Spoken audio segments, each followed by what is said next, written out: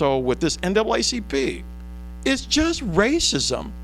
And so that's a group that doesn't want unity among human beings. It wants division. And you can get it because there's going to be all these collectives out here that want you people to join them because you believe there's strength in numbers, but there's not. It's just a place for you to hide. It's a place for you to just throw all your praise into somebody charismatic. And so for me, well, yeah, I do my own thing. I do my own thing, do my website. I got to deal with, all the government. I got to deal with these corporations and whatnot. But with me, when I talk about this race stuff, I keep it real. Because with my website, summitcitynoise.com, summitcitymusic.com, well, I have advertisers on those sites, advertisers. I have people who actually believe in me enough to part with some cash so I can just say what I say, and they can take advantage of my market share.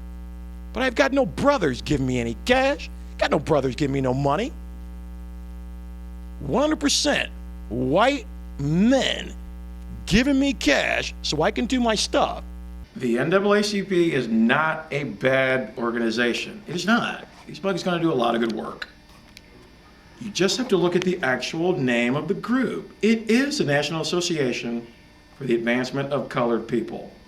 So this is a group that is dedicated to the advancement of colored people. Now, I believe they're talking about people like us, and so that means white people, we're not talking about you. We're separating. We're separating from you. We, for whatever reason, we may find that amongst like people of this race game, among like people, maybe we can come up with better solutions. Maybe these experiences will help. That might be the wisdom to this National Association for the Advancement of Colored People. But I'm not going into that. Just going to look at the actual words in the title. It's right there. And so when we talk about racism, well, maybe people want it. Maybe people want racism. We're going to talk about, well, man, end racism, stamp it out. People want it. And it's not going to go anywhere.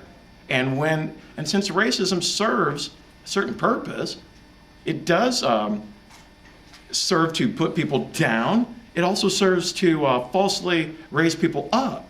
And so when you have those elements with racism, some people are going to think it's good. And so when you have a Buy Black Month, if you want to tell people, buy from these black retailers, that might be good for those black retailers. So racism, bad, good for who, bad for what? Let me agree with you on an aspect of what you just said, in that some people might want racism. Mm-hmm. Now, right now, nationally, there's a strong debate going on about the Washington Redskins, about them changing their football team names. That's right. Everybody who has names like that have been attacked, except Northside Redskins.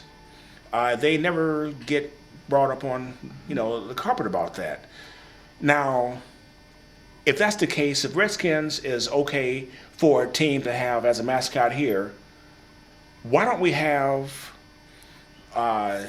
one school named Niggas, another one Wops, Spics, Chinks, because all athletic contests are metaphors for war, and that way we can have a whole ethnic thing going here, but it always stops at Redskins.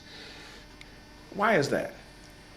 Or am I reading too much into it? No, you're not reading too much into it. And I got to tell you, when I went to Holy Spirit grade school, this Catholic school, we were the Holy Spirit Warriors. And on the logo, well, yeah, one of these natives with the headdress. That was the Holy Spirit Warriors. Now again, if you remove the logo, well, warrior's just a warrior. But our logo was one of these natives. It was. Now in Fort Wayne, you're going to find a lot of these, like a media commentator like Pat Miller, or a lot of these mugs just on television, but you don't get a lot of really media analysis in Fort Wayne. You don't get a lot of it. The most you're going to get is really Pat Miller and Wowo. That's the most media analysis you're going to get. But he's really critical of this national scene. The national scene. When it comes to this local stuff, it totally gets ignored. So you're absolutely right. It's Washington Redskins so bad. Even though some of these groups are going to say, well, that red skin sometimes might have to do with actual paint, not skin color, but other groups are going to say, well, look, this term redskin, obviously derogatory, obviously. But people are going to have that argument. A guy like Pat Miller, he'll engage in that. He'll engage in that argument. But the local argument, no, can't have it. You'll have guys like that talking about, oh, government's too bloated. They're spending too much money.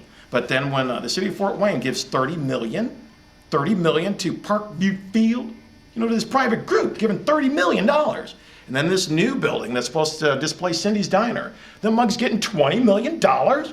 Just legacy money. They just want to spend all this cash, just giving these mugs all this money. You got St. Francis, University of St. Francis. They dropped $12 million on a couple of buildings downtown, the Scottish Rite building and the Chamber of Commerce. They dropped $12 million. And then Mayor Henry says, well, let's give these mugs $3 million. But you don't get any real local heat about that stuff. But if it happened in Washington, D.C., if it happened somewhere else, and you can see about it on CNN or Fox, where you're going to have people in Fort Wayne talking about it.